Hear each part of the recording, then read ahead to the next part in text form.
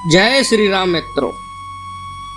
आज की हमारी कहानी है कार्तिक पूर्णिमा की कथा। पौराणिक कथा के मुताबिक तारकासुर नाम का एक राक्षस था। उसके 3 पुत्र थे, ताराक्ष, कमलाक्ष और विद्युन्माली।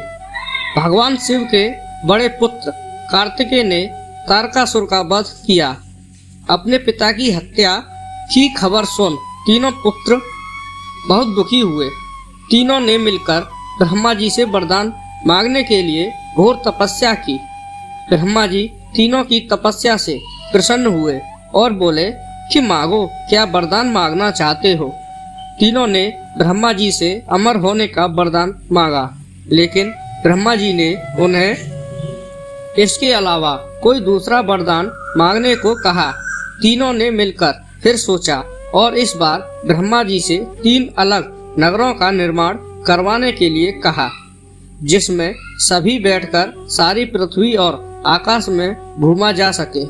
1000 साल बाद जब हम मिले और हम तीनों के नगर मिलकर एक हो जाएं और जो देवता तीनों नगरों को एक ही बाण से नष्ट करने की क्षमता रखता हो, वही हमारी मृत्यु का कारण हो।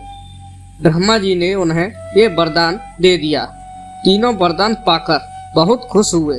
ब्रह्मा जी के कहने पर मैं दानव ने उनके लिए 3 नगरों का निर्माण किया। ताराक्ष के लिए सोने का, कमला के लिए चांदी का और विद्युन्माली के लिए लोहे का नगर बनाया गया। तीनों ने मिलकर तीनों लोकों पर अपना अधिकार जमा लिया। इंद्र देवता इन तीनों राक्षसों से भयभीत हुए और भगवान शंकर की शरण में गए। इंद्र की बात सुन भगवान शिव ने इन दानवों का नाश करने के लिए एक दिव्य रथ का निर्माण किया। इस दिव्य रथ की हर एक चीज देवताओं से बनी। चंद्रमा और सूर्य से पहिए बने। इंद्र, वरुण, यम और कुबेर रथ के 4 घोड़े बने।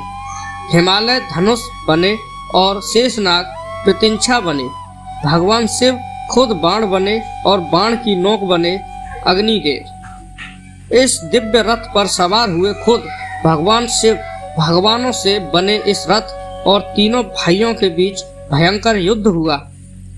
जैसे ही ये तीनों रथ एक सीध में आए, भगवान शिव ने बाण छोड़ तीनों का नाश कर दिया। इसी वध के बाद भगवान शिव को त्रिपुरारी कहा जाने लगा।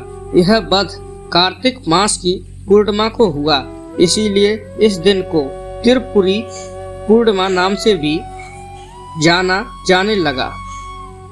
अगर कहानी पसंद आए तो एक लाइक और शेयर जरूर करें और चैनल को सब्सक्राइब करें।